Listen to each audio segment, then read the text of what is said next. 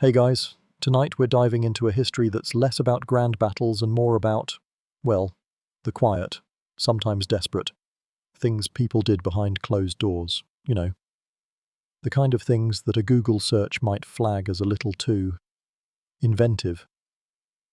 We're going to journey from the sun-drenched banks of the Nile to the dim, gas-lit alleys of Edo period Japan.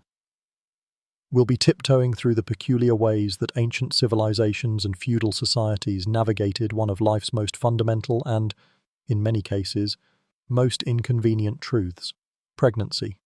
Now, don't get too comfortable, because this is the kind of history that can be a little weird. You might not survive this whole thing without drifting off. So let's get on with it. So, before you get comfortable, take a moment to like the video and subscribe, but only if you genuinely enjoy what I do here. Let me know where you're listening from and what time it is for you. Now, dim the lights, maybe turn on a fan for that soft background hum, and let's ease into tonight's journey together. Our story begins not in Japan, but in the sweltering heat of ancient Egypt. Imagine yourself standing on the banks of the Nile, the air thick with the scent of lotus and mud. The year is something like 1850 BCE, give or take a few centuries. And you're faced with a common problem. You want to control your family size. But unlike today, you don't have access to your local CVS or a friendly neighborhood doctor with a prescription pad. You're living in a world of papyrus scrolls and hieroglyphs. So you do what makes sense. You consult the Ebers Papyrus, one of the oldest and most comprehensive medical texts ever discovered. And what, my dear listener, does this ancient text suggest for birth control? Something truly unforgettable. The most famous or infamous recommendation is a concoction made from crocodile dung. Yes, so you heard that right, a sort of pessary, if you will, created from this particular waste product and mixed with a paste of honey and sour milk. The theory, as bizarre as it sounds to our modern ears, was that the dung would create a barrier or a hostile environment in the reproductive tract, while the honey and sour milk provided a sticky, acidic base. Historians still argue whether the intended effect was purely physical or if there was a symbolic, ritualistic element to using a material from a creature as powerful and fearsome as the crocodile. Either way, it's a fringe tidbit that makes you think twice about the phrase natural remedies. You can almost smell well, let's not go there. But the Egyptians weren't a one-trick pony when it came to preventing new additions to the family. They also experimented with more botanical solutions. One common recipe involved fermenting a mixture of acacia leaves and dates. When fermented, acacia releases a substance called gum arabic, which becomes lactic acid. And hey, lactic acid is a key ingredient in some modern-day spermicides. So, in this instance, they weren't entirely off the mark. It's a mainstream historical fact that proves that even in an age of crocodile dung contraceptives, there was a glimmer of scientific intuition, albeit one that was wrapped in superstition and a whole lot of stinky ingredients. The practicality of these methods is, of course, up for debate. Did they work? Did they cause more problems than they solved? We'll probably never know for sure, but the image of a woman preparing a batch of crocodile dung and honey for a night out is one that sticks with you, a testament to the lengths people would go to for control over their own bodies. It's a gentle reminder that every era, no matter how distant, has its own unique, sometimes utterly strange, approach to the most human of problems, from the sweltering heat of the Nile. We fast forward a couple of millennia to a cooler, more philosophical climate, ancient Greece. The year is around 400 BCE, and you find yourself in the company of a man whose name is synonymous with medicine itself. Hippocrates. He's not messing around with crocodile dung. Thankfully, instead, he's thinking about the human body with a level of rigor and observation that was, at the time, revolutionary. His focus was on the four humours: blood, yellow bile, black bile, and phlegm, and a belief that health was a matter of balancing them. It's a mainstream historical fact that this humoral theory dominated Western medicine for centuries, shaping everything from prescriptions to surgical practices. When it came to women's health, however, Hippocrates and his followers were, let's just say they were operating on some creative assumptions. They believed that the womb was a kind of independent or wandering creature within the female body. This wandering womb was seen as the cause of all sorts of ailments, from anxiety to hysteria, the latter of which comes from the Greek word for uterus, hysterica, The idea was that if the womb didn't get what it wanted, be that a child or sexual activity, it would become frustrated and roam around, pressing on other organs and causing chaos. You can almost picture it, a tiny, grumpy organ with a mind of its own, just trundling through the abdominal cavity like a Roomba with a vendetta. For pregnancy prevention, their methods were, again, a mix of the practical and the utterly bizarre. They recognized that certain herbs, when ingested, could induce menstruation or terminate a pregnancy. A fringe tidbit here, one of the more potent and widely used of these was silphium, a plant that was so effective and so popular that it was harvested to extinction, literally. It's the only plant we know of that was wiped off the face of the earth because of its use as a contraceptive. That's an herb that worked too well, you could say. It was so valuable that its image was stamped on ancient coins. But back to Hippocrates and the prevailing scholarly debates. Historians still argue whether the Hippocratic school truly understood the physiological mechanisms at play, or if they were simply documenting observed effects and building a fantastical mythology around them. The wandering womb theory, for instance, seems less like a scientific hypothesis and more like a metaphorical explanation for something they didn't understand. It also served as a convenient way to place control over a woman's body in the hands of a male physician. If her uterus was an unruly pet, a man was needed to tame it. The advice given to women was often tied to this belief. You could, for example, fumigate the vaginal area with foul-smelling smoke to drive the wandering womb back to its proper place, or with sweet-smelling smoke to lure it. The idea was to trick it, to appease it, or to just flat-out confuse it into staying put. It's a level of medical anthropomorphism that sounds utterly quaint to our ears. But it was the cutting edge of medicine at the time. This period in history shows us a society that was simultaneously building the foundation of modern scientific thought, while also getting very creative about the internal workings of the female body.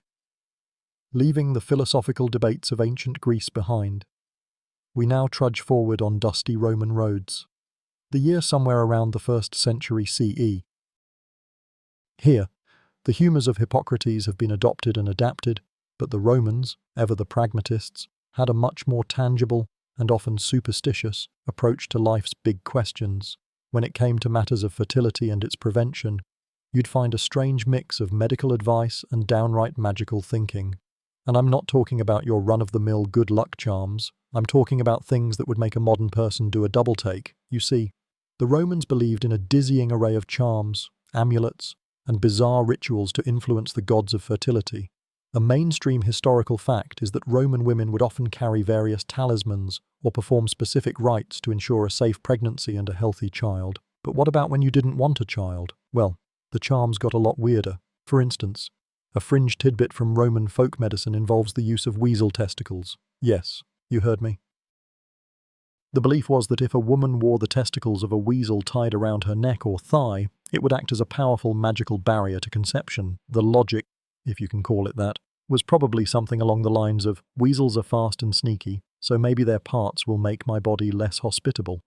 It's a good reminder that not all historical medical advice was rooted in sound scientific observation. This belief system wasn't limited to weasels. Pliny the Elder, a rather well-known Roman scholar, mentioned a concoction of spiderwebs and vinegar as a kind of folk remedy, though he didn't specify its exact purpose. It's hard to imagine anyone enthusiastically signing up for that particular brew. Meanwhile, other practices were more symbolic. Some women would reportedly tie a specific knot in a thread or rope, believing that this would bind their womb and prevent a pregnancy from taking hold.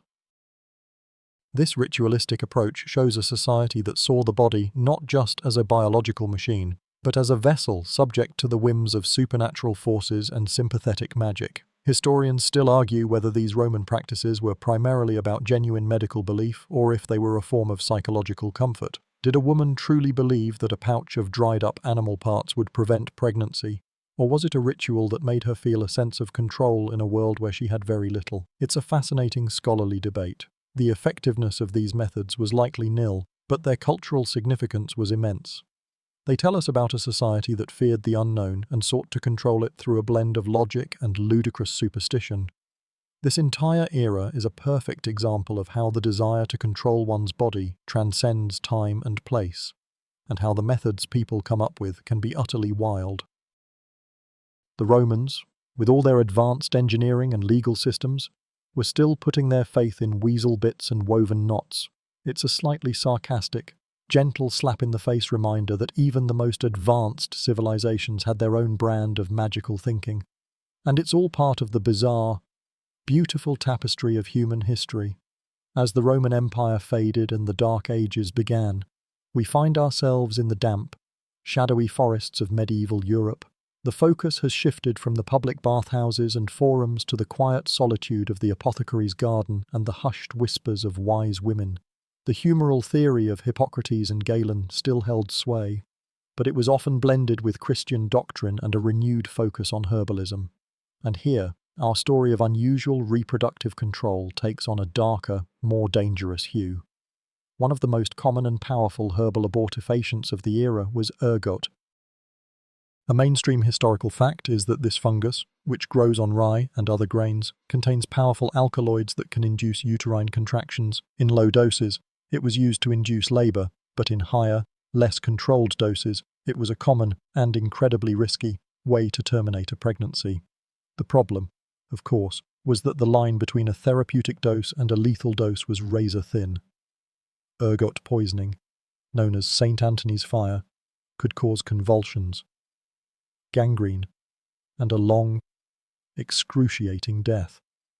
You can almost feel the chill of the unheated stone cottage as a woman, desperate and afraid, puts her trust in a plant that could just as easily save her as it could send her to a horrific end. But the medieval period was nothing if not creative with its folk remedies. A fringe tidbit here is the use of rue, a bitter herb often associated with sorrow, as a powerful emmenagogue, a substance that promotes menstruation. It was so well known for this purpose that its association with abortion was widely understood, even in a time when discussing such things openly was taboo, another less common, and likely less effective. Method was the use of pennyroyal, a mint-like herb that was brewed into a strong tea.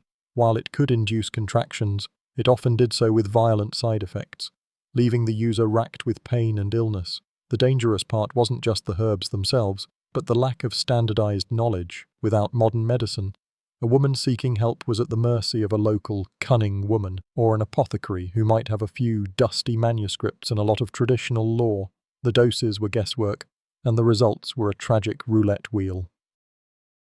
Historians still argue whether the Church's strict prohibition of abortion drove women to these more dangerous methods, or if the limited medical knowledge of the era was the primary factor. It's a scholarly debate that highlights the complex interplay between social control, religion, and desperate circumstances. The entire landscape of medieval reproductive control feels less like a medical practice and more like a game of chance played against a backdrop of poverty and social pressure. The options were few, and the stakes were impossibly high. The whispered about potions and powders, concocted in the back of a smoky cottage, are a stark contrast to the magical charms of the Romans. This was a period where the line between medicine and witchcraft was incredibly blurred, and the consequences of a wrong step could be deadly. The medieval period's shadowy cottages and dangerous herbs give way to a new kind of crisis, one that sweeps across the entire continent with terrifying speed and indiscriminate cruelty, the Black Death. We find ourselves in the mid-14th century, and the world as we know it is about to change forever. The bubonic plague, carried by fleas on rats, spreads like a phantom, decimating populations and altering the very fabric of society. It's a mainstream historical fact that the plague killed an estimated 75 to 200 million people in Eurasia, wiping out a huge portion of the population and creating a demographic vacuum that had a profound and unexpected impact on how people viewed life, death, and, yes, family. Suddenly, with so many people gone, labor became a commodity. The old feudal system, where serfs were tied to the land, began to crumble as there were simply not enough people to work. Peasants who survived the plague could demand better wages and more freedom. This demographic shift subtly but profoundly affected attitudes toward reproduction. With land and resources more abundant and fewer people to compete with, the pressure to limit family size for economic reasons lessened for many. A new social mobility emerged. and the incentive to have more children to secure the family's future became more prominent. The brutal reality of the plague had, in a strange twist of fate, made survival a little easier for those who were left behind, but the psychological impact was just as significant. The constant presence of death led to a carpe diem, or seize the day, mentality. People married younger, had more children, and lived for the moment, not knowing if they would survive the next outbreak. This led to a brief but notable baby boom in the decades following the initial pandemic. It's a fringe tidbit that, in some areas, the birth rate jumped significantly as communities tried to rebuild themselves in the shadow of such a massive loss. The plague, in its own horrifying way, had recalibrated the value of human life and the importance of rebuilding the family unit. Historians still argue whether this demographic shift was a conscious response to the plague or simply an organic, and perhaps unconscious, reaction to the sudden abundance of resources. It's a scholarly debate that gets to the heart of how human societies adapt to catastrophic events. Did people actively decide to have more children to make up for the dead? Or did the newfound economic freedom simply make larger families a more viable option? The truth is likely a combination of both. The plague was a reset button, a terrible and indiscriminate force that, in its wake, left a world hungry for life, for connection, and for the hope of a future. This entire era serves as a stark reminder that even the most tragic events can lead to unexpected consequences, and that the history of human reproduction is constantly being shaped not just by personal choices, but by larger, impersonal forces. We've seen the weird remedies of the Egyptians, the superstitious charms of the Romans, and the dangerous concoctions of the medieval period. Now we see a world that, through immense suffering, was suddenly and desperately ready to live again. From the broad, continental sweep of the Black Death, we narrow our focus dramatically, crossing the vast expanse of the world to arrive at the island nation of Japan during its Sengoku period. This era, which translates to the Age of Warring States, was a time of intense civil strife and political upheaval, lasting roughly from the mid-15th century to the beginning of the 17th century. It's a mainstream historical fact that this period was marked by constant conflict between powerful samurai lords, or daimyo, who vied for control of the country, but while the battles raged, life continued in the cities, and with it, a vibrant, complex, and often harsh world of courtesans began to flourish. We're stepping into a society with a rigid social hierarchy and a very different set of rules. Unlike the European models we've explored, the Japanese courtesan system was highly stratified and deeply entrenched in the social fabric. A courtesan's life was one of both allure and extreme pressure, a gilded cage where beauty and artistic skill were currency, and where a mistake could be catastrophic. And there was no bigger mistake, no greater threat to her career and her standing, than an unwanted pregnancy. You see, for a courtesan, especially one of the higher ranks, a pregnancy wasn't a private matter, it was a public disaster. It signaled a breach of the strict rules of her profession and, more importantly, a financial loss for the tea house, or okiya, that managed her. The tea house had invested a tremendous amount of money in her training, her kimonos, and her reputation. A pregnancy would halt her work, ruin her marketability, and, worst of all, make her an unviable asset. It's a fringe tidbit that some of the most famous courtesans were forbidden from even leaving their assigned districts without a chaperone, precisely to prevent such complications. The pressure to avoid pregnancy wasn't just about money, it was about social standing and survival. In a society where illegitimacy was a source of great shame, and where a child born to a courtesan would have no legal standing, the consequences were dire.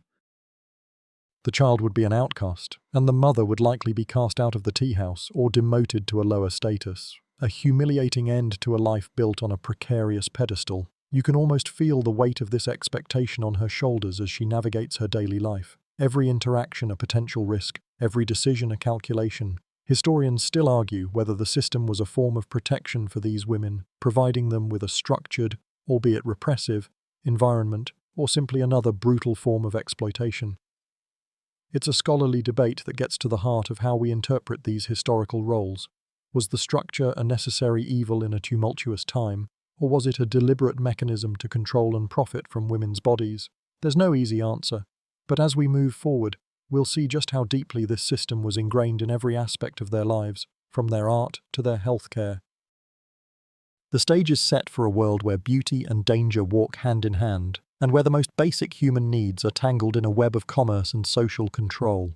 Our journey now takes us from the sprawling battlefields of the Sengoku period to the bustling, carefully regulated streets of Yoshiwara, the most famous of Edo period Japan's pleasure districts. This is a mainstream historical fact. Yoshiwara was a large, walled-off area in Edo, modern-day Tokyo, where prostitution was not only tolerated but officially licensed and regulated by the shogunate. You pass through its main gate, a symbol of both confinement and a certain kind of protection, and find yourself in a world of strict rules, intense competition, and a rigid, almost theatrical hierarchy. The world within Yoshiwara was a self-contained ecosystem, a microcosm of Edo society with its own laws, customs, and power dynamics.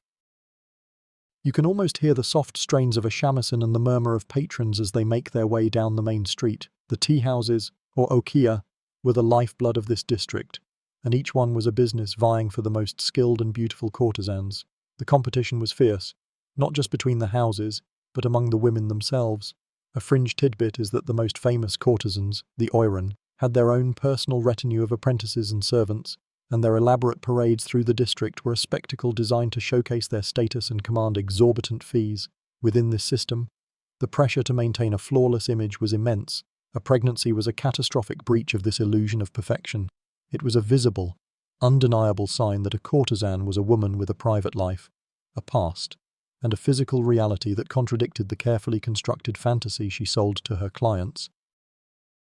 The hierarchy was unforgiving, and a woman who became pregnant was not just a financial liability, but a stain on the tea house's reputation. She would be demoted. Her debts, which she could never hope to repay, would be passed on to her family, and her future would be grim. You can feel the constant, low-level anxiety that must have permeated the lives of these women, a fear of a single, life-altering misstep. Historians still argue whether the oiran and their high status were a form of empowerment for some women, or simply the most glamorous form of exploitation. It's a scholarly debate that gets to the heart of a complex system. Did the social mobility and fame that came with being a top-tier courtesan make the sacrifices worth it? Or was the entire system, from the lowest-ranking girl to the highest-ranking oiran, a form of brutal social control? The answer likely lies somewhere in the grey area between these two extremes.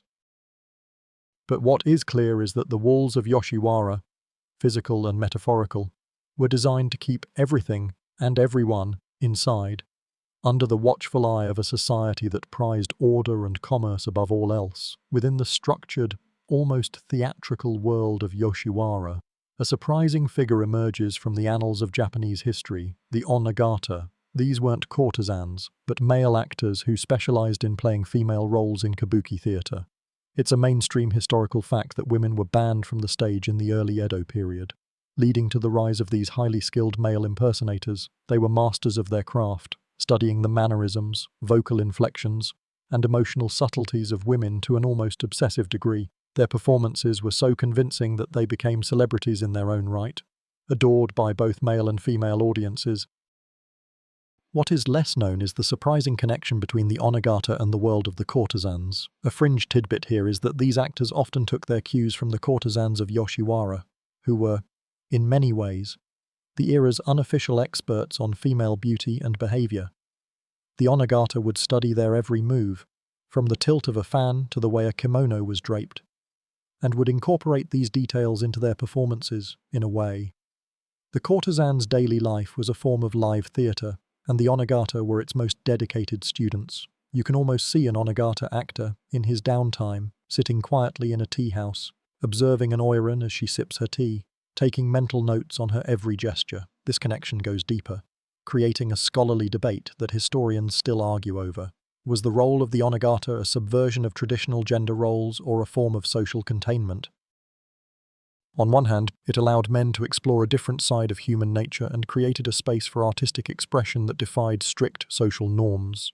On the other hand, by confining the portrayal of women to a male-only stage, it reinforced the idea that womanhood was a performance, a spectacle to be consumed, rather than a genuine human experience.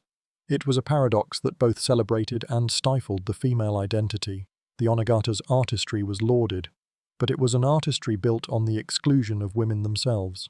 This cultural dynamic had a subtle but significant effect on the lives of the courtesans. Their gestures, their clothing, and their demeanor were not just for the patrons, they were part of a larger, culturally significant performance that was being watched and replicated on the stage. Their lives were, in a strange way, a source of artistic inspiration for a male-dominated art form. The Onagata provided a sort of social mirror, reflecting back an idealized, and at times exaggerated, version of the courtesan's life. It's a slightly ironic twist that the very people who were denied a voice on the stage were the source of inspiration for some of its most famous characters. As we delve deeper into the secret lives of Japanese courtesans, we confront one of the most hidden and desperate aspects of their existence, the need to terminate a pregnancy. In a world where a child was a career-ending liability, a network of clandestine practitioners emerged, known as the Misuya. This is a mainstream historical fact, though it's one that often gets overlooked in the more romanticized accounts of Yoshiwara. The Misuya were essentially back-alley abortionists, often midwives or other women who had a deep, albeit dangerous, knowledge of herbal abortifacients and manual procedures. You can almost feel the hushed tension in a small, out-of-the-way house as a courtesan, wrapped in a simple kimono, sits nervously, waiting for the Misuya to prepare her concoction. This was not a medical procedure in the modern sense, it was a desperate gamble. The tools were rudimentary. The knowledge was passed down through whispered generations, and the risk of infection or death was incredibly high. These women operated in the shadows. Their services a necessary evil in a society that offered no other recourse. Their existence is a testament to the lengths that both practitioners and clients would go to in the face of impossible social and economic pressures. A fringe tidbit is that the term Misuya itself is a bit of a historical curiosity. While it literally translates to water shop, a more metaphorical interpretation suggests a connection to the fluidity of life and death, or perhaps a more subtle reference to the termination of a pregnancy, the washing away of life. This linguistic ambiguity hints at the secretive nature of their work and the cultural discomfort surrounding the topic. It was a service that everyone knew existed, but no one spoke of openly. Historians still argue whether the Misuya were seen as compassionate allies or as ruthless opportunists. It's a scholarly debate that reflects the moral complexity of their role. Were they providing a vital service to women who had no other options, or were they simply profiting from their desperation? The truth is likely a combination of both. Some Misuya may have been motivated by a genuine desire to help, while others were simply trying to survive in a harsh world. The high prices they charged, which often plunged the already indebted courtesan deeper into debt, suggest a system of exploitation. Even if it was born of a genuine need, the existence of the Misuya shows us a side of Yoshiwara that the woodblock prints never captured, a world of quiet suffering, desperation, and dangerous choices. It's a stark reminder that behind the beautiful kimonos and carefully arranged hair, there was a constant struggle for survival and a secret history of silent, often tragic, choices. In the gilded cage of Yoshiwara, the social stigma of a child born to a courtesan was a crushing and inescapable reality. This wasn't just about a career setback, it was about social annihilation. A mainstream historical fact is that children born to courtesans were considered illegitimate and were often denied the basic rights and protections afforded to other citizens.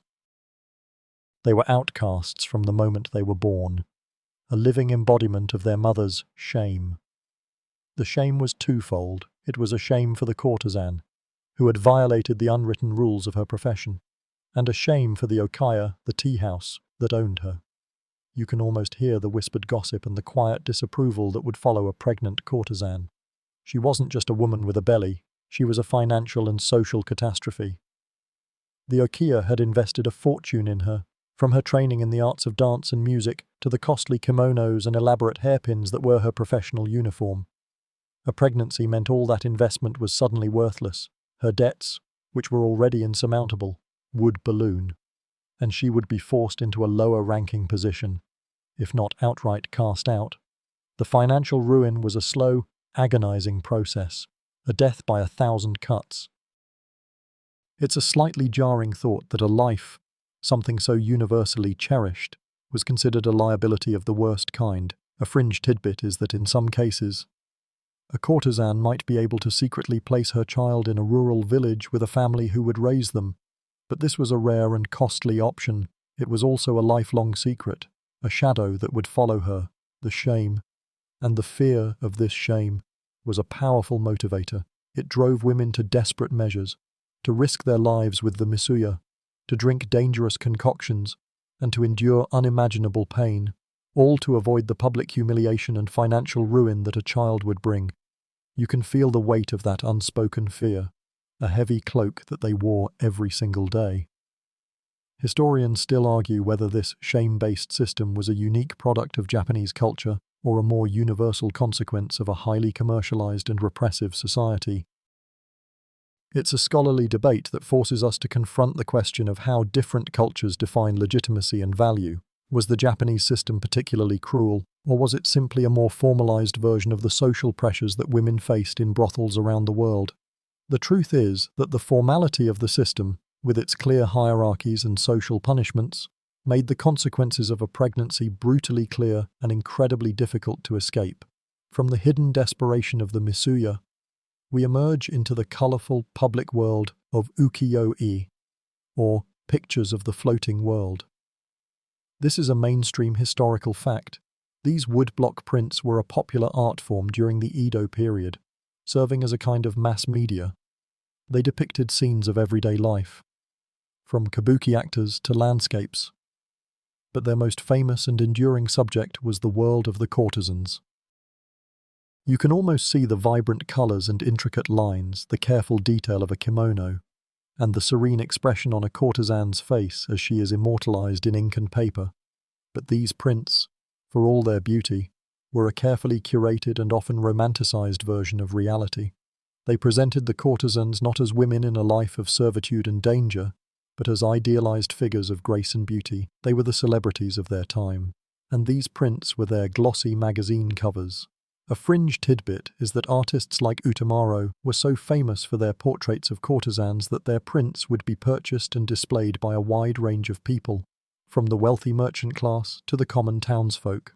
The prints were a form of wish fulfillment, an escape into a world of elegance and glamour that was just out of reach for most. However, a close look at these prints, particularly the more subtle ones, reveals a different story. Historians still argue whether these prints were simply a form of entertainment or if they were a subtle form of social commentary. It's a scholarly debate that forces us to look beyond the surface. Were the artists and the public aware of the darker realities of the courtesan's life? Was the beauty depicted in the prints a way of sanitizing a harsh existence? Or were there subtle hints and codes that only an insider would understand? For example, the use of certain colors or motifs could signal a woman's lower rank or hint at her sadness or desperation. It's a slightly sarcastic thought that a piece of art that looks so simple could be hiding such a complex and melancholy subtext. These prints, while beautiful, serve as a potent reminder of the disconnect between public perception and private reality. They created a romanticized image of the courtesan that has persisted to this day, an image that glosses over the dangers, the despair, and the constant fear of a life-altering complication like a pregnancy. The art provided a beautiful but ultimately false narrative, a distraction from the brutal truths that lay just beneath the surface. Within the rigid hierarchy of Yoshiwara, the highest-ranking courtesan, the oiran, lived a life of extraordinary ritual and ceremony. This is a mainstream historical fact. An oiran was not just a prostitute, but a woman trained in a wide range of classical arts, including calligraphy, music, dance, and poetry. Her days were a meticulously choreographed performance, from her elaborate dress, which could weigh over 20 kilograms, to the ritualized procession she would make down the main street of Yoshiwara, accompanied by her attendants. You can almost hear the rhythmic clacking of her tall wooden clogs, or geta, as she glides with a studied, deliberate pace. But this elevated status came with a steep price. The life of an oiran was one of extreme confinement and limited freedom. She was the most valuable asset of her tea house, and as such, she was under constant surveillance. A fringe tidbit is that she would not simply entertain any client who walked through the door. A client had to be of a certain wealth and status, and had to visit her multiple times, often just for conversation, before any physical intimacy was considered. This system was designed to add an air of exclusivity and to elevate the Oiran above the more common prostitutes. It was, in its own way, a form of quality control. However, this ritualized existence was a cage. The Oiran was a prisoner of her own fame, her movements, her choices, and her body all controlled by the tea-house owner. Historians still argue whether this ritualized life was a form of self-preservation, a way for the Oiran to maintain a sense of dignity and control in a world that sought to strip it away, or if it was just another layer of exploitation, designed to increase her value and the tea-house's profits. It's a scholarly debate that highlights the complex psychology of living in a system of forced subservience. Did the rules provide a kind of comfort and structure, or were they just a different kind of shackle? The pressure to avoid pregnancy was perhaps even more intense for the Oiran than for her lower-ranking counterparts. A child would not only ruin her career, but would be an affront to the carefully constructed fantasy of her existence. It would be a tangible sign of her humanity, her biological reality, in a world that demanded she be an unattainable work of art. Her life was a performance, and a pregnancy would be a spoiler.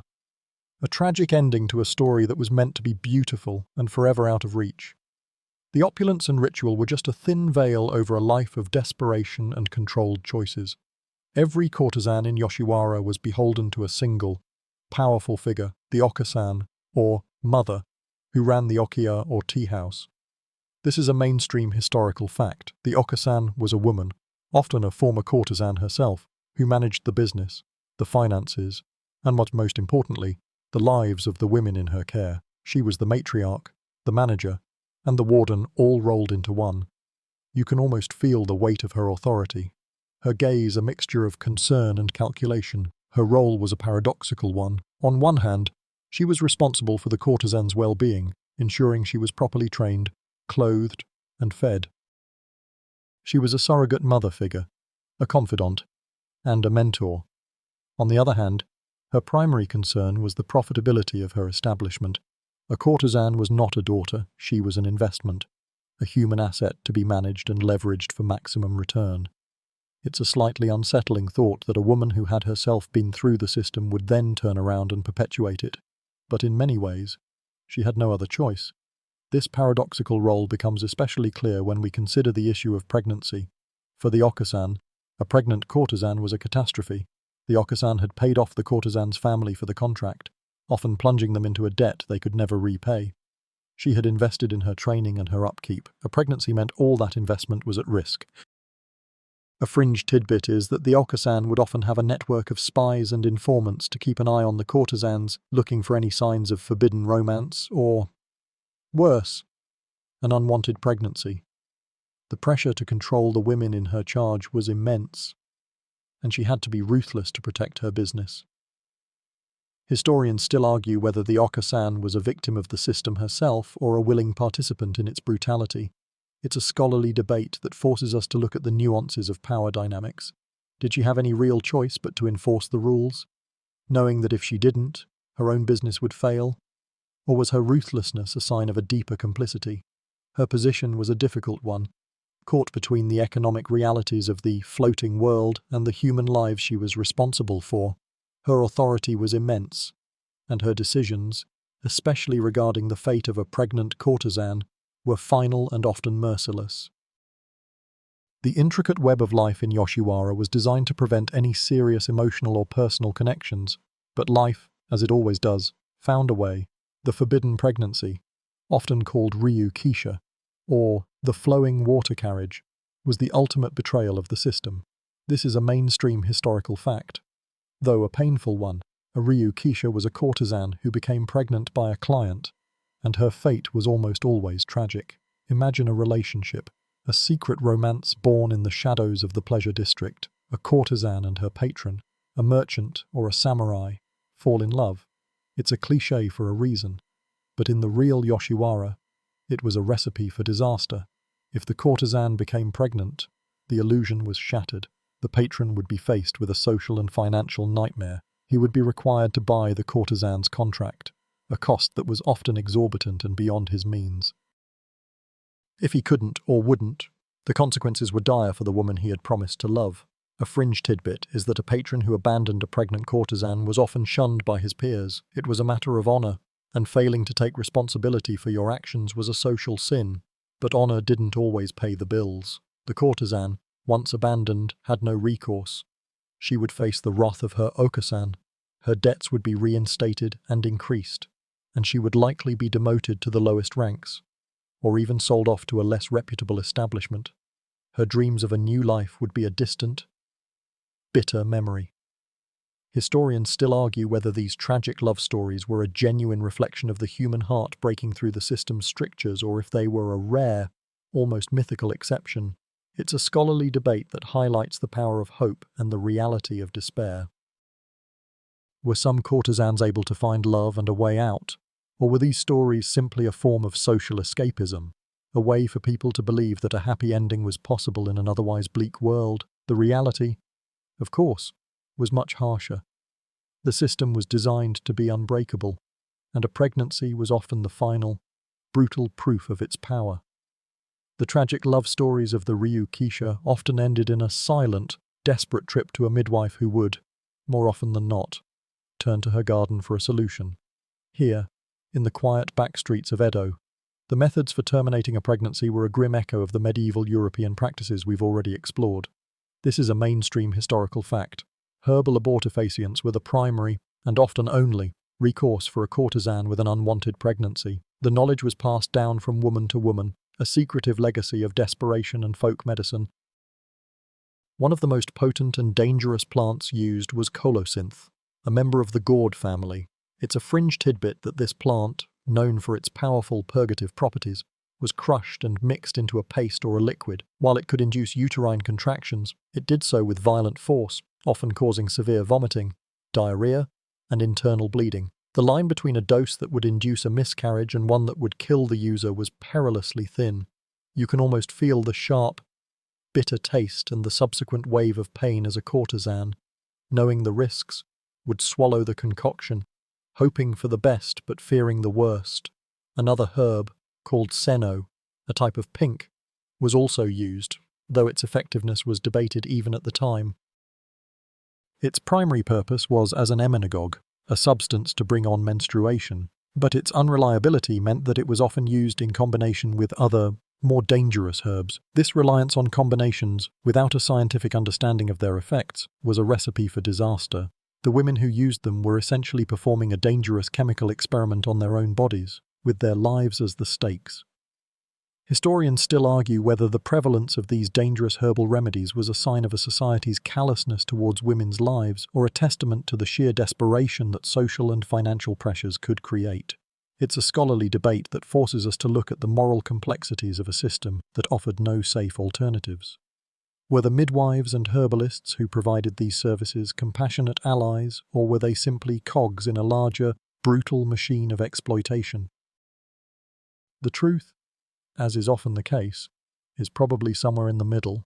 The system made the choices, and the women, both the clients and the practitioners, were left to deal with the deadly consequences. You've heard me mention it before, but it's time to really pull back the curtain on the engine that powered the entire system of Yoshiwara, the crushing and insurmountable debt.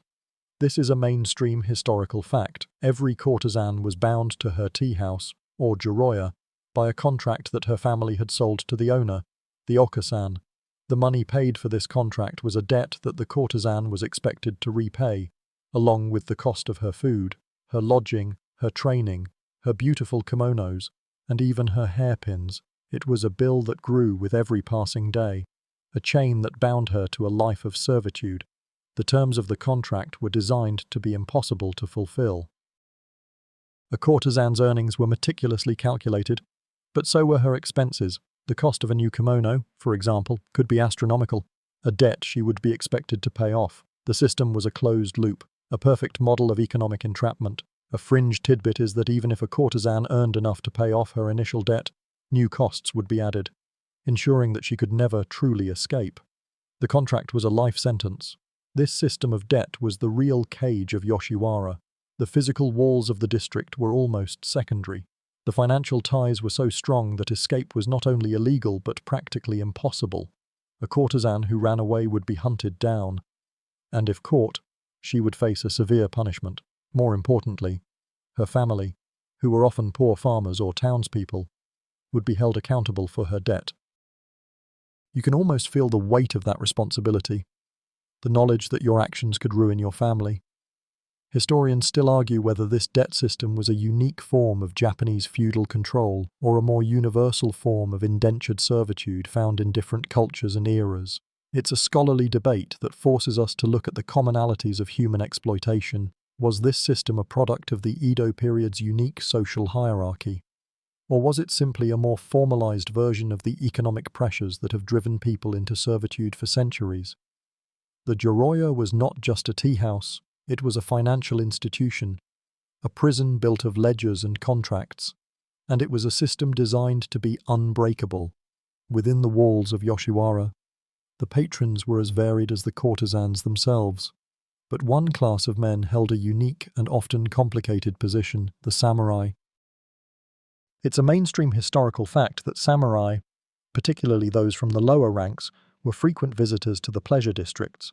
For them, a visit to Yoshiwara was a temporary escape from the rigid, hierarchical world of their own social class.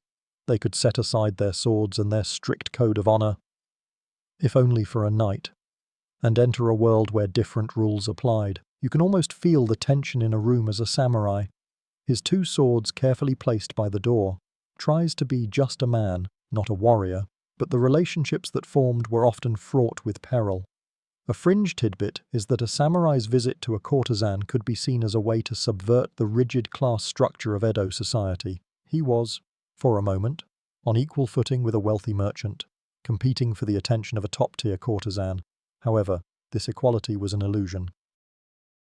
The samurai's sense of honor and his ingrained sense of entitlement could lead to dangerous situations. If a courtesan became pregnant by a samurai, the situation was particularly dire. The samurai, bound by his code of conduct and his duty to his lord, could not acknowledge an illegitimate child. The courtesan, in turn, was caught between her own perilous situation and the unwritten, unspoken rules of her patron's world. Historians still argue whether the presence of samurai in Yoshiwara was a destabilizing force or a necessary release valve for a highly controlled society. It's a scholarly debate that highlights the tension between social norms and individual desires. Did the shogunate tolerate the pleasure districts as a way to prevent more serious rebellion, giving the samurai and other men a place to blow off steam?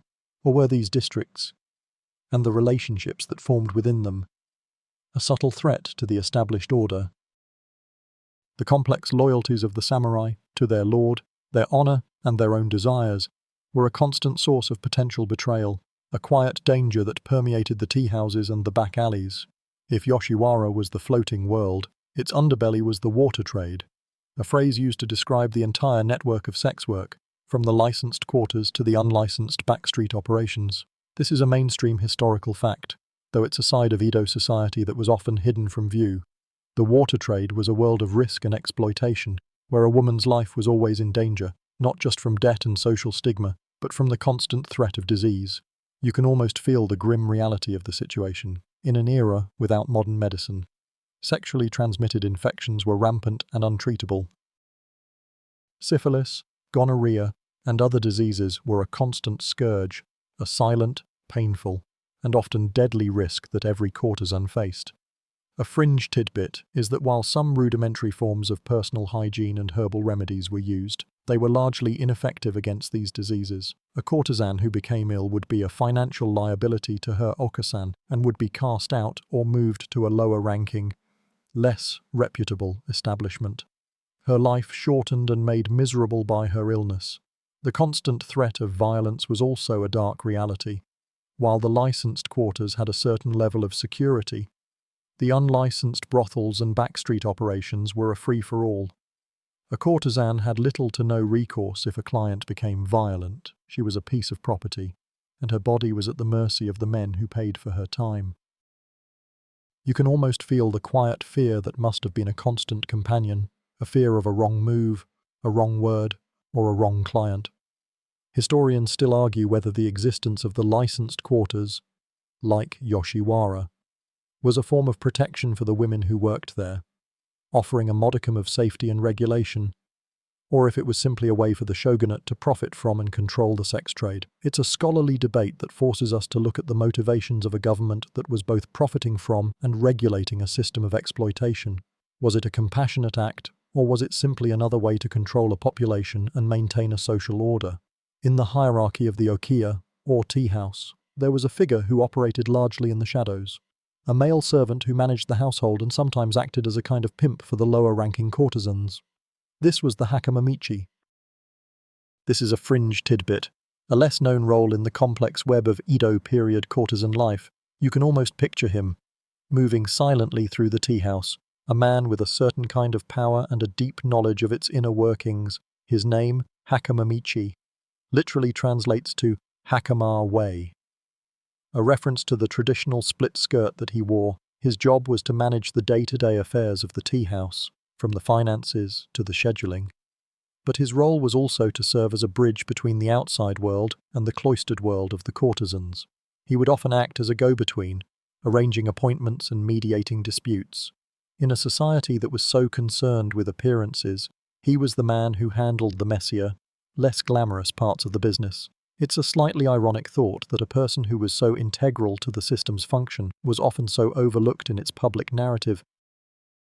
Historians still argue whether the hakamamichi was a figure of authority or a servant with no real power.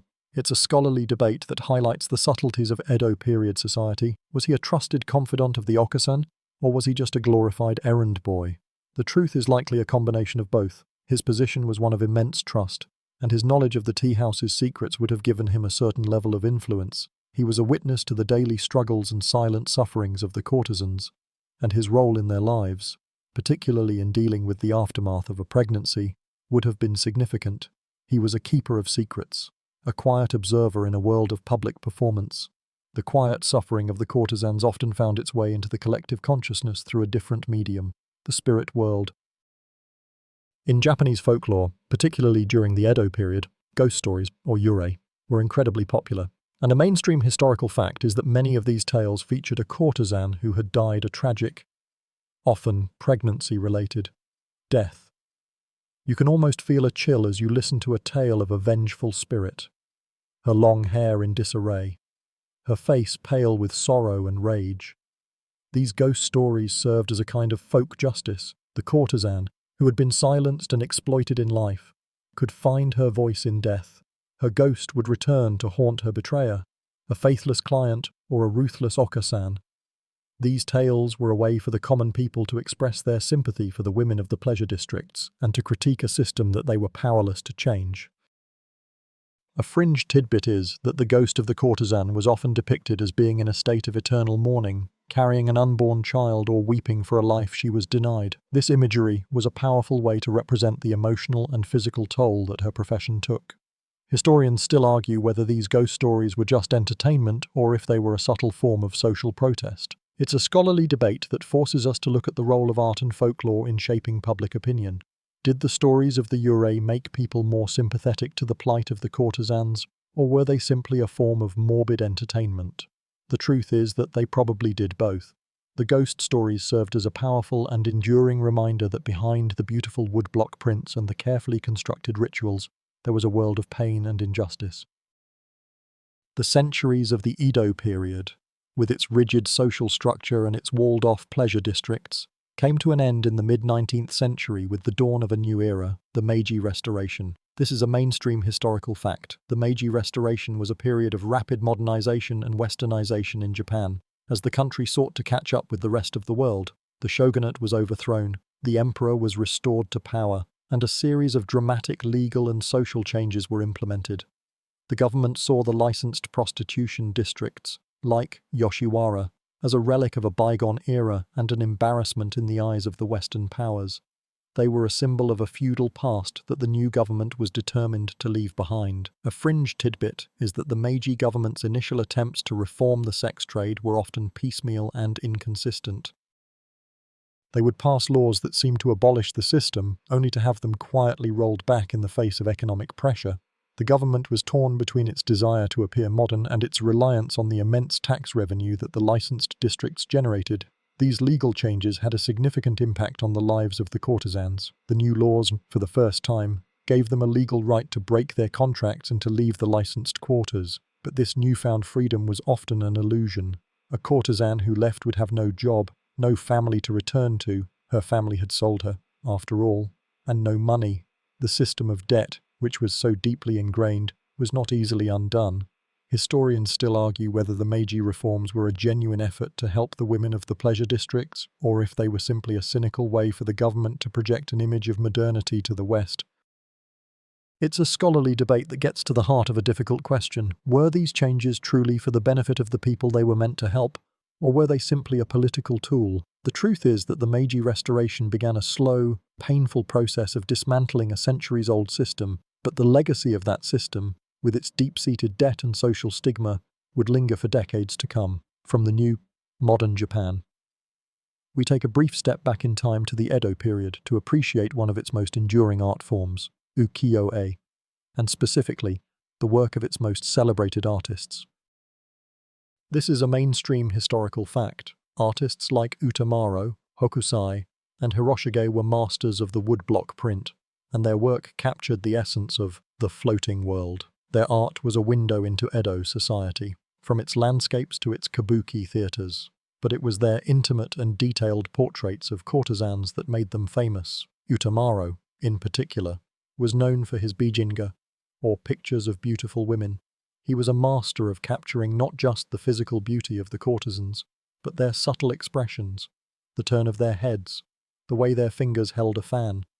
He romanticized their lives, to be sure, but he also gave them a kind of individuality that was often denied to them in real life. Each woman, in his prints, was a person with a story, not just a commodity.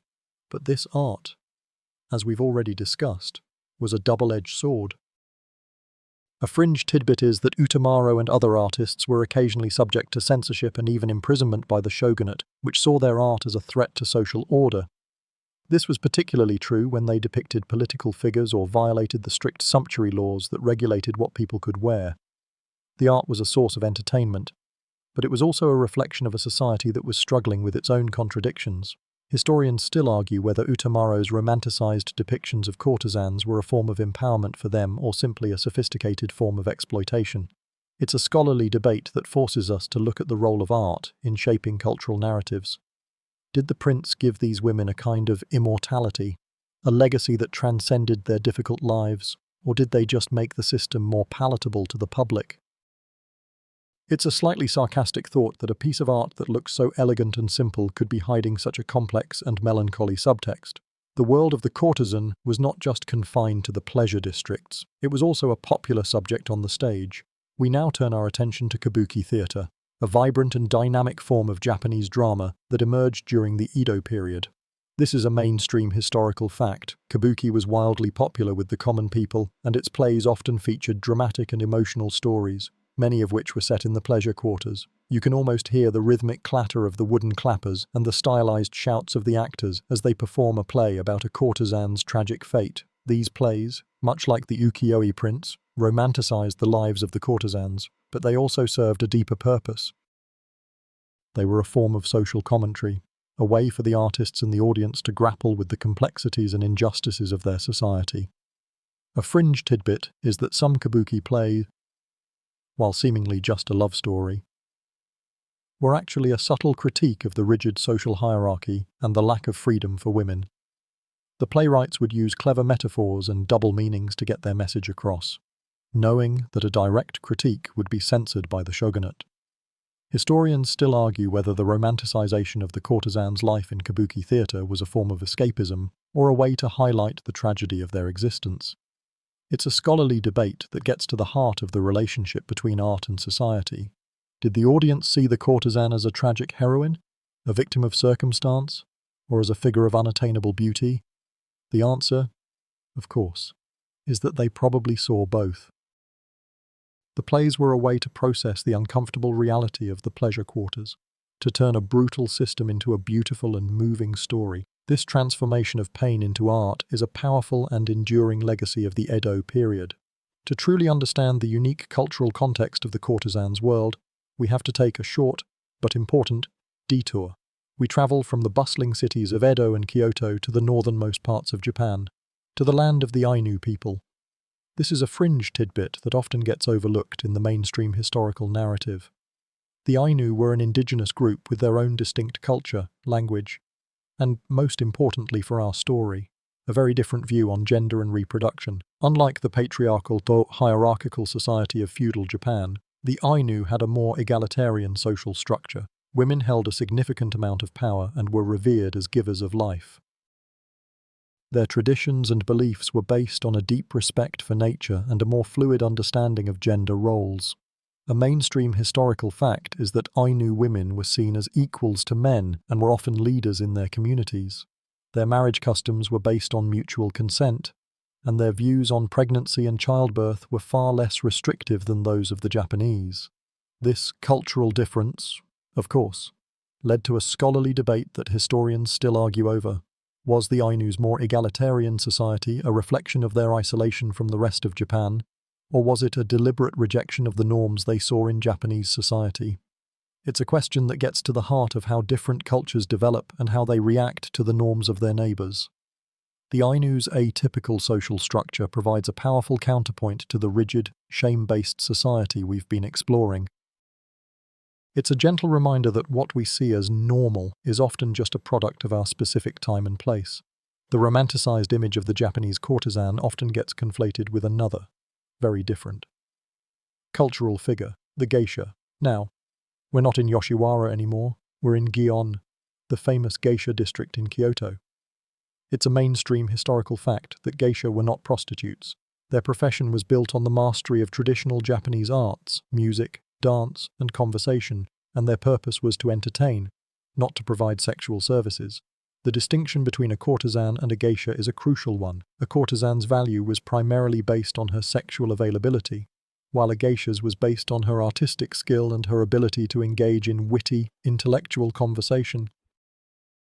A fringe tidbit is that geisha were so skilled at their craft that they were often called upon to be the hostesses for important political and business meetings. Their strict code of conduct forbade them from having a sexual relationship with a client, and a breach of this code would result in their expulsion from the geisha community. Historians still argue whether the geisha's artistic role was a form of liberation from the sex trade or if it was simply a different, more refined form of servitude. It's a scholarly debate that highlights the complexities of female labor in feudal Japan. Did the geisha have more autonomy and respect than the courtesan, or were they still, at the end of the day, beholden to a system that profited from their bodies and their time? The answer, as is often the case, is complicated, but it's clear that the geisha's role was a carefully constructed one, designed to keep them separate from the more explicit world of the courtesan. We've discussed the differences between a courtesan and a geisha, but there's one aspect of the courtesan's life that was particularly brutal and remains a stark reminder of their status as property. This is the practice of mizuage. It's a mainstream historical fact that mizuage, which literally means raising the water, was a rite of passage for a young courtesan. It was the ceremonial deflowering of a girl, a ritual that marked her transition from an apprentice, or kamuro, to a full-fledged courtesan. The ritual was not a matter of choice. It was a non-negotiable part of her contract. The purpose of mizuage was twofold. First, it was a test of her readiness for the demands of her profession. Second, and more importantly, it was a massive moneymaker for the tea house. A fringe tidbit is that the price paid for a girl's mizuage was often astronomical, and it went directly to the okasan, who used the money to pay off the girl's family and to cover the costs of her training. The man who paid for the mizuage was not a future patron. He was a wealthy, often older, individual who was looking to flaunt his wealth and status.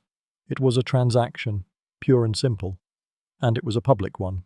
Historians still argue whether the mizuage was a form of brutal exploitation or a necessary evil in a system where a girl was sold into servitude at a young age. It's a scholarly debate that forces us to confront the question of agency in a world where it was non-existent. Did the ritual provide a kind of perverse dignity, a clear marker of a woman's new status, or was it just another layer of the system's cruelty, a violation that marked her forever? The truth, of course, is that it was a deeply traumatic and dehumanizing experience. and it was a direct consequence of her status as an economic commodity. In a world of dangerous concoctions and dubious rituals, the courtesan's access to proper healthcare was virtually non-existent. We've already touched on the prevalence of disease, but a more general look at her medical care reveals a system that was designed for profit, not for her well-being. This is a mainstream historical fact. A courtesan, as a piece of property, was not entitled to the same kind of medical care as a free person.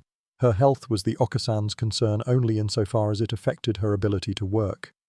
If a courtesan became ill, she was often at the mercy of folk remedies and unqualified practitioners. A fringe tidbit is that some tea houses would hire a specific doctor or herbalist who was paid a pittance to treat all the women. This doctor, who was often little more than a quack, would prescribe a one-size-fits-all solution for everything from a fever to a venereal disease. You can almost feel the lack of concern, the sense of being an object to be repaired, not a person to be healed. A serious illness could lead to demotion or even outright expulsion, a final, brutal ending to a life of servitude. Historians still argue whether this lack of healthcare was a deliberate form of control or a simple reflection of the limited medical knowledge of the era. It's a scholarly debate that highlights the intersection of social class, gender, and health. Was the system of poor medical care a way to keep the women in a state of constant vulnerability, or was it just a symptom of a society that had no real understanding of hygiene, disease, or the human body? The truth is that it was probably a combination of both. The women were seen as disposable, and their bodies were a resource to be used until they were no longer profitable. The pleasure districts like Yoshiwara were not static. They were a product of the rapid urbanization of Japan during the Edo period. We now turn our attention to the Edo period's urban sprawl. This is a mainstream historical fact. Edo, modern-day Tokyo, grew from a small fishing village into one of the largest cities in the world. With a population of over 1 million people by the 18th century, this massive growth created a dense, anonymous society where, for the first time, people could get lost in the crowd. This anonymity was a double-edged sword for the courtesan. On one hand, it meant she was just another face in a sea of people, a commodity to be bought and sold. On the other hand, it meant that the kind of secretive practices we've been discussing, from the Misuya to the backstreet herbalists, could flourish. A fringe tidbit is that the urban sprawl created a network of hidden alleys and back doors, a secret world that ran parallel to the public one. It was a world where a courtesan could, for a moment, escape the watchful eye of her aucassin and make a private, often desperate, choice. Historians still argue whether this urban anonymity led to a greater sense of freedom for some or a greater sense of loneliness for all. It's a scholarly debate that highlights the paradoxical nature of a big city. Was the city a place where a woman could find a new identity? Or was it a place where her old one was simply swallowed up and spit out? The truth is that the urban sprawl was a canvas for both public performance and private desperation, a world where a woman could be both a celebrity and a ghost. The Edo period and its strict, rigid social structure began to give way to a new era in the early 20th century, a period known as the Taisho era. This is a mainstream historical fact. The Taisho era, which lasted from 1912 to 1926, was a time of increased Western influence, democratic movements, and a shift in societal attitudes towards women. While the licensed pleasure quarters still existed, they were now seen by many as a symbol of Japan's feudal past, and the discourse around them began to change. The Taisho era saw the rise of the moga, or modern girl, a woman who embraced Western fashion, a more independent lifestyle, and a different set of social norms. This new image of womanhood was a direct challenge to the traditional roles that had defined Japanese women for centuries. A fringe tidbit is that some courtesans, inspired by the moga, began to demand more autonomy and a greater say in their own lives. They would wear Western-style clothes and experiment with different hairstyles, a quiet form of rebellion against the strict rules of the tea house. Historians still argue whether the legal changes and social shifts of the Taisho era were a genuine step towards a more liberated society for women, or if they were a superficial, cosmetic change that left the underlying system of exploitation intact. It's a scholarly debate that highlights the tension between progress and tradition. Did the new laws and the new attitudes truly empower women, or did they simply create a new, more palatable version of the same old problems? The Taisho era was a period of transition. a time when the old ways were beginning to crumble, but the new ones had yet to fully take hold. In the heart of the pleasure districts, a courtesan's life was a public performance, but she often had one person she could truly confide in, the go-go. This is a fringe tidbit, a lesser-known role in the complex world of the okiya. The go-go was a secret and trusted confidant, often an older woman who had herself been a courtesan and who understood the unspoken rules and the quiet tragedies of the profession.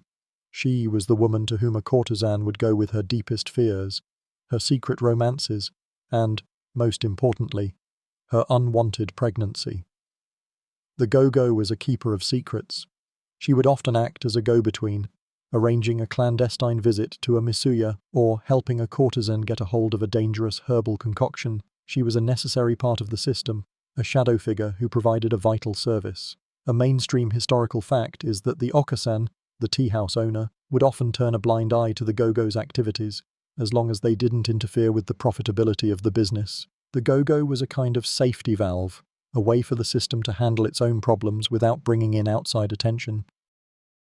Historians still argue whether the go-go was a compassionate ally or a ruthless opportunist. It's a scholarly debate that gets to the heart of the moral ambiguity of the system.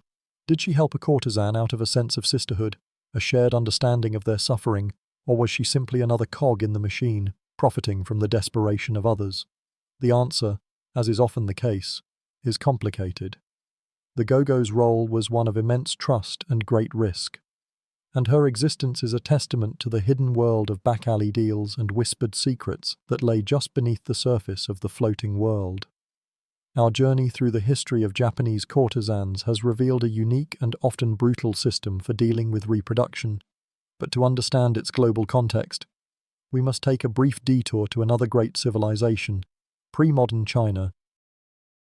This is a mainstream historical fact. China, with its vast population and long history, also had its own methods of birth control and abortion, some of which were surprisingly similar to those we've seen in Japan and Europe, but others were uniquely dangerous. A fringe tidbit is that one of the most common methods for a woman to terminate a pregnancy in China was to ingest a concoction containing mercury, yes, the same mercury that we now know to be a highly toxic heavy metal.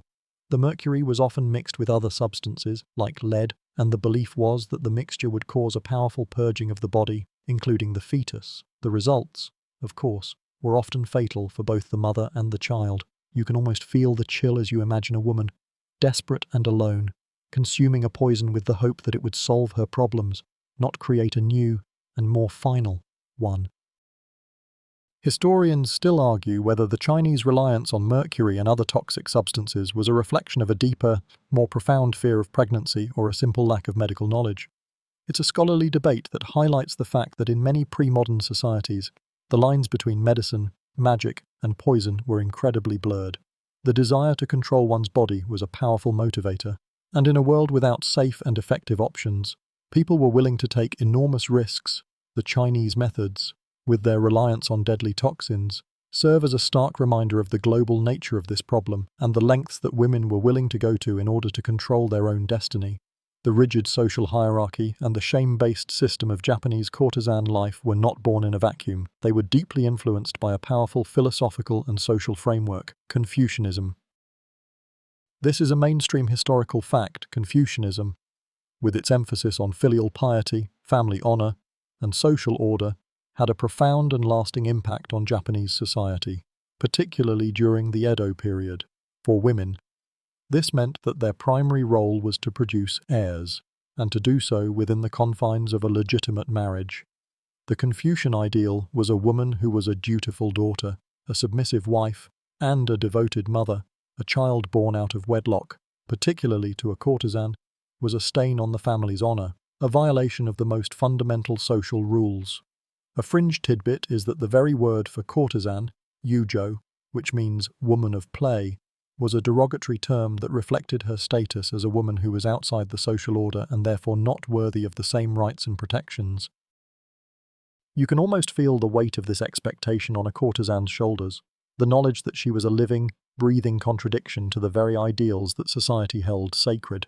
Historians still argue whether the influence of Confucianism was the primary reason for the brutal system of the licensed quarters, or if it was simply a convenient justification for an already existing practice. It's a scholarly debate that forces us to look at the complex interplay between philosophy and social reality. Did Confucianism create the demand for illegitimate children to be disposed of, or did it simply provide a convenient moral framework for a system that was already in place? The truth is that the two were deeply intertwined. The Confucian ideals of family honor and filial piety made a courtesan's pregnancy not just a personal problem, but a social and philosophical one, a crisis that threatened the very fabric of society. From the patriarchal ideals of Confucianism, we journey back in time, over 1,000 years, to the refined world of the Heian court.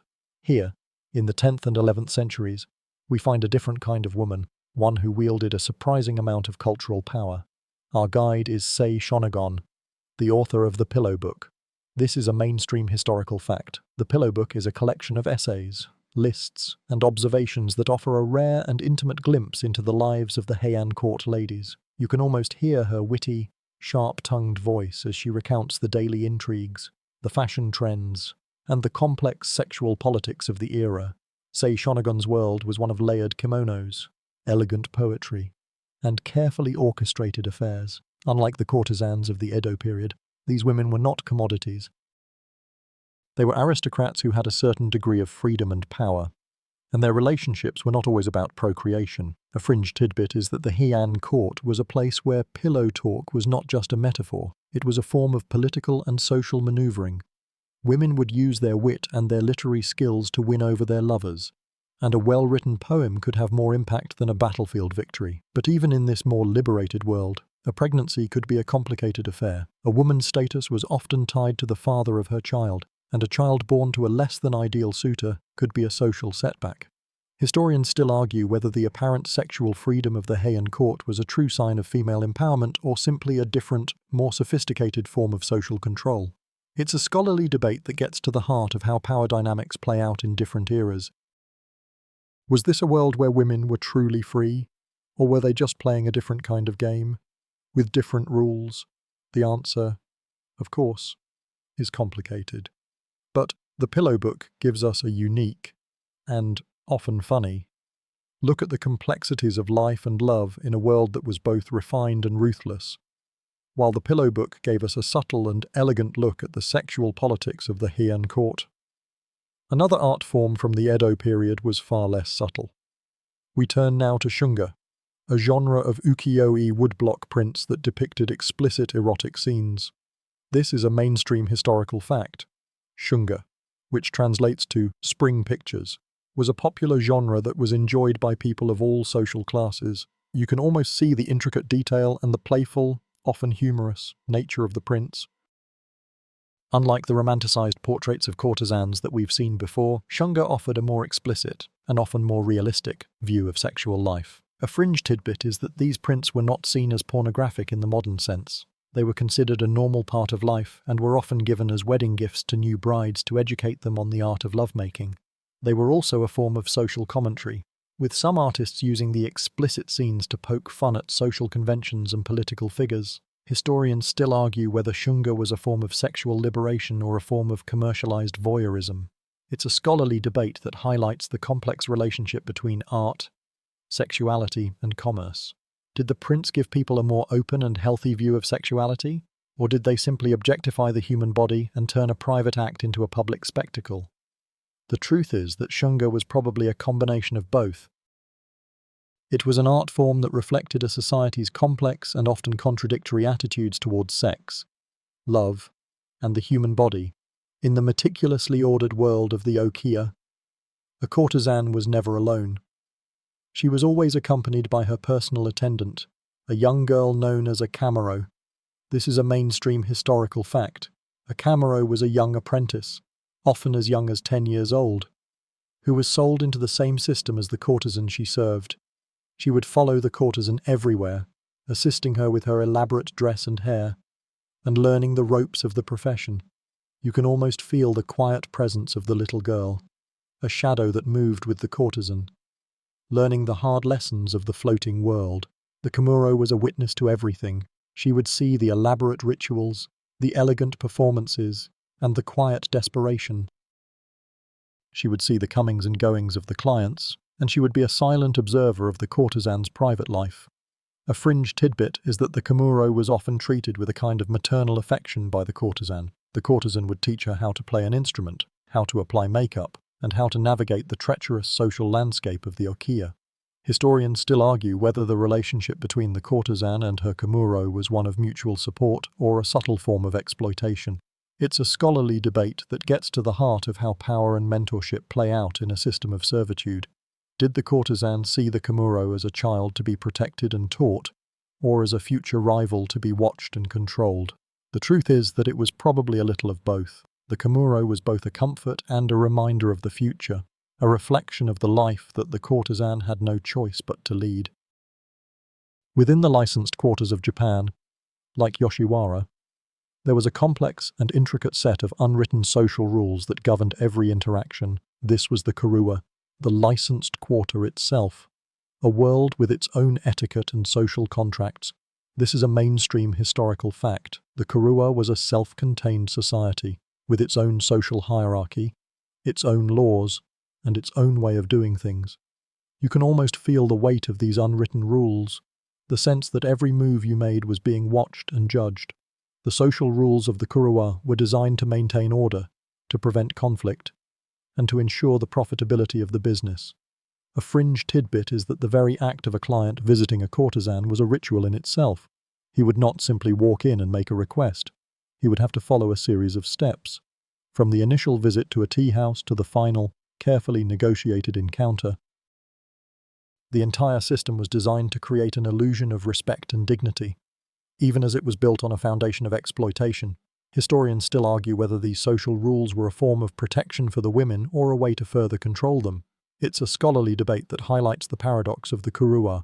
Did the strict rules prevent violence and conflict, or did they simply make the system more palatable to the public? The truth is that the rules of the Kurua were a tool of social control, a way to ensure that the business of the pleasure quarters ran smoothly, without any of the messy, unpredictable realities of human life getting in the way. Within the intricate social choreography of the licensed quarters, there were rituals for everything, from the way a teacup was held to the way a courtesan walked. One of the more obscure and symbolic of these rituals was the toru no sake, or the passing of the sake. This is a fringe tidbit, a lesser-known practice that was steeped in tradition and symbolism. The ritual involved the courtesan and her client sharing a cup of sake, a gesture that, in a different context, might signify a marriage or a sacred oath. You can almost feel the weight of the moment, the quiet solemnity of the shared cup. A mainstream historical fact is that sake, in Japanese culture, has long been associated with purification, fertility, and divine favor.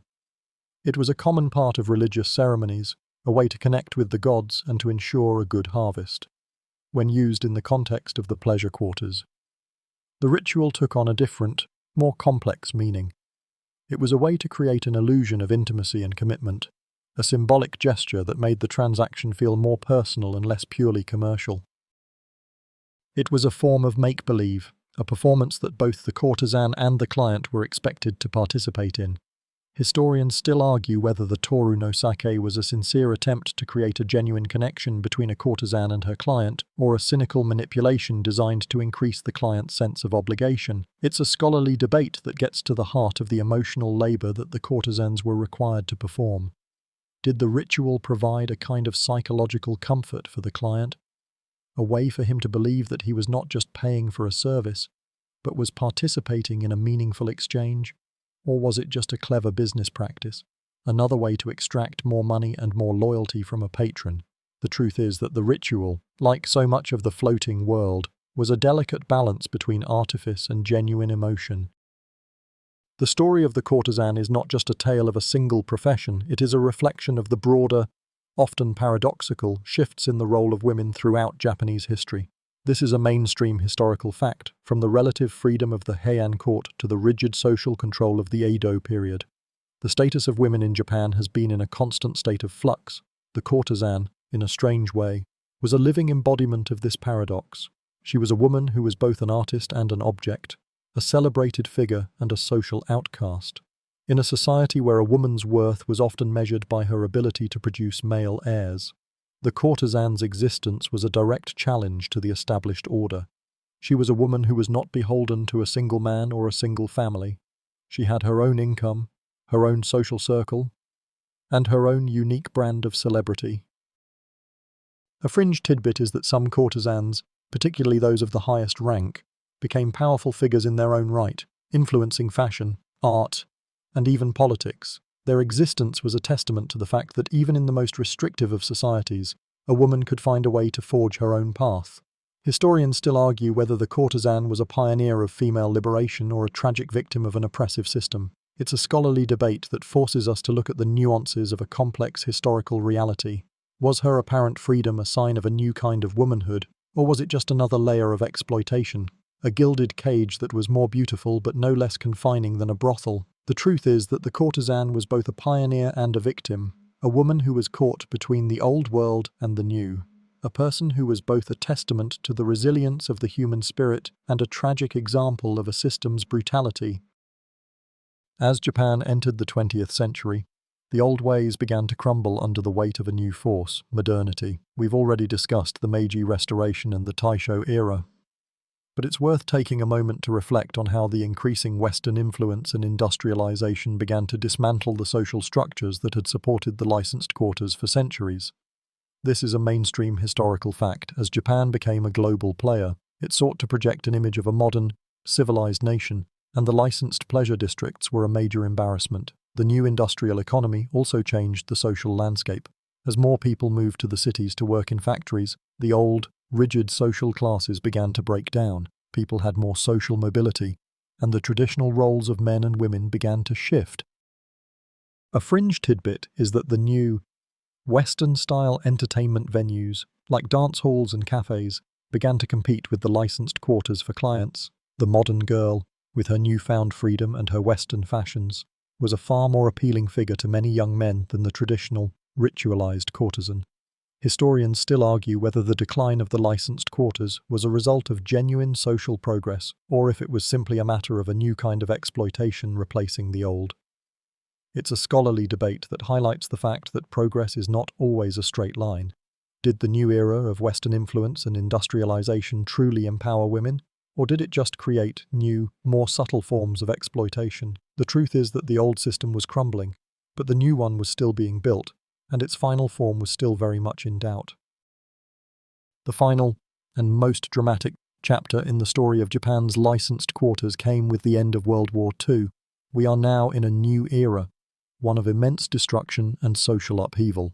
This is a mainstream historical fact, following its surrender in 1945. Japan was occupied by Allied forces, primarily American, under the command of General Douglas MacArthur. The Allied command, in its effort to democratize and modernize Japan, saw the licensed prostitution districts, with their system of debt and indentured servitude, as a major problem. The Allied occupation forces, in their well-intentioned but often clumsy way, attempted to regulate and, eventually, abolish the licensed quarters. They established a system known as the Recreation and Amusement Association, RAA, a government-sanctioned network of brothels designed to cater to the occupying soldiers. But the RAA was a failure, a public relations nightmare, and was eventually shut down. A fringe tidbit is that the official reason for the RAA's closure was the high rate of venereal disease among the American soldiers, a fact that was both a public health crisis and a source of international embarrassment. Historians still argue whether the Allied occupation's efforts to end the licensed quarters were a genuine humanitarian effort or a misguided attempt to impose a Western moral framework on a very different culture. It's a scholarly debate that highlights the complexities of cultural exchange and the unintended consequences of well-meaning policies. Did the Allied forces truly liberate the women of the pleasure quarters, or did they simply push the sex trade underground, where it was less regulated and far more dangerous? The truth is that the official end of the licensed quarters did not end prostitution in Japan. It simply changed its form, making it less visible but no less prevalent. While the licensed quarters are now a thing of the past, their legacy lives on in a surprising place: modern research. This is a mainstream historical fact. Contemporary archaeologists and medical scholars have been able to use forensic evidence and historical records to shed new light on the physical tolls that a courtesan's life took on her body. By studying the remains of women who were buried in the vicinity of the licensed quarters, they can now see the signs of a lifetime of hard labor, poor nutrition, and disease. A fringe tidbit is that archaeological excavations in areas once occupied by the licensed quarters have unearthed a surprisingly high number of skeletal remains, with evidence of syphilis and other sexually transmitted infections. The bones often show signs of malnourishment, and the teeth show signs of disease and decay. These physical remains are a stark and silent testament to the brutal reality of their lives, a reality that the romanticized ukiyo-e prints and the glamorous kabuki plays never captured. Historians still argue whether these new findings are a more accurate representation of the courtesan's life than the historical records we've been relying on. It's a scholarly debate that highlights the power of science to challenge and reshape our understanding of the past. Did the romanticized accounts of the courtesan's life serve a purpose, a way to make the brutal reality more palatable? Or were they simply a form of self-deception, a way for society to deny its own complicity in a system of exploitation? The truth is that the archaeological record is a cold, hard dose of reality, a final, undeniable proof of the human cost of the floating world. The figure of the courtesan, despite her tragic history, has been a source of enduring fascination in modern Japanese culture. We see her reimagined in countless anime, manga, and films. This is a mainstream historical fact, from the elegant, poised figure in Rurouni Kenshin to the more complex and nuanced character in Memoirs of a Geisha. The courtesan has been a constant presence in popular culture. She is a symbol of a bygone era, a figure of both beauty and sadness, a woman who is both a victim and a heroine.